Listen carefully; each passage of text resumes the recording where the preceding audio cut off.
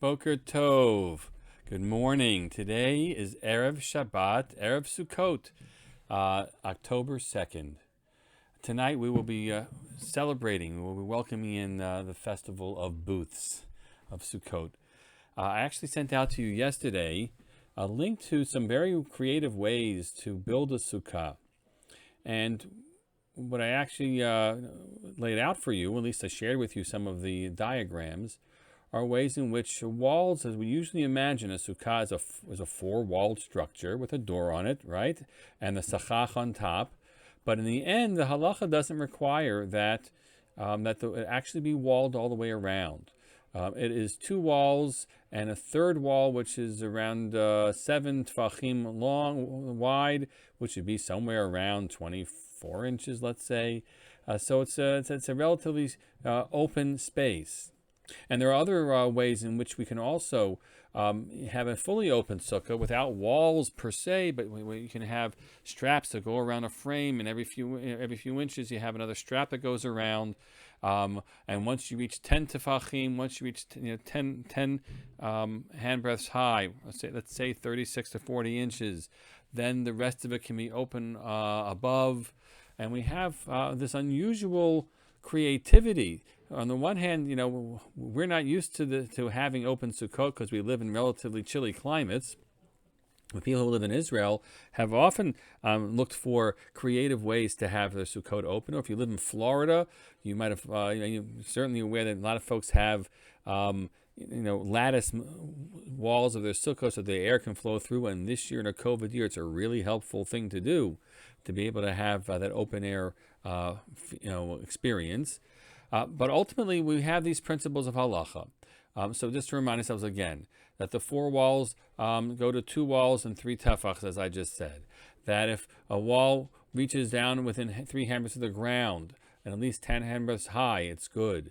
You have these principles one is referred to as lavud, we fill in spaces, and one is referred to as good asik mechitzta, that once you have 10 tefachim, it then continues all the way up heavenward. And there's symbolism in all of this, my friends.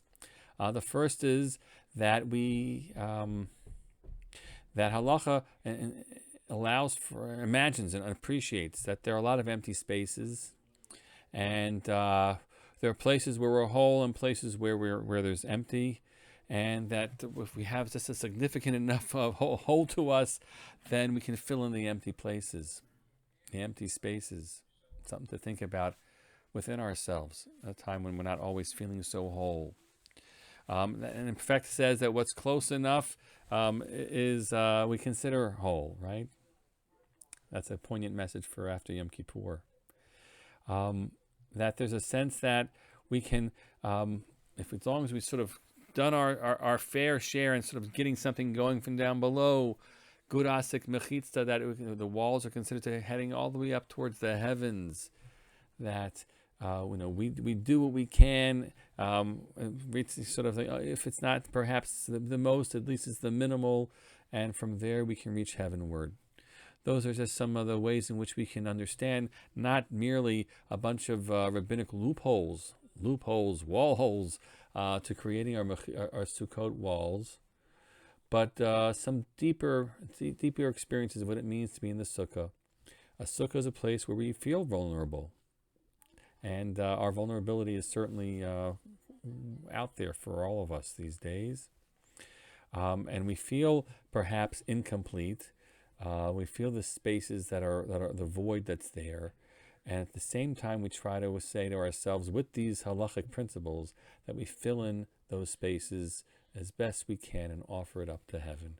May this be a year in which we feel the simcha, the joy of the Chag, that we will be celebrating with the people closest to us, because those are our limitations. If you notice the email that we sent out earlier, asking for people to share their Sukkot, so that people who don't have a Sukkah could come in earlier at the very beginning of the evening, and or just before lunchtime, to make kiddush and hamotzi, and fulfill the mitzvah thereby.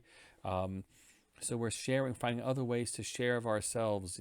And feeling the sense of community in that way. We fill in the gaps and hope that with all of that, we reach heavenward.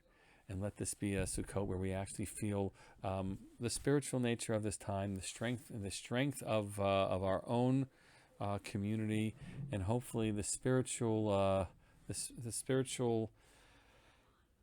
shefa flow that can come down from heaven towards us as we make our way out of our permanent homes to the temporary ones, however incomplete that might be, that we'll fill it in with all the other powerful spirit that we can. Have a Chag Sameach and a Shabbat Shalom.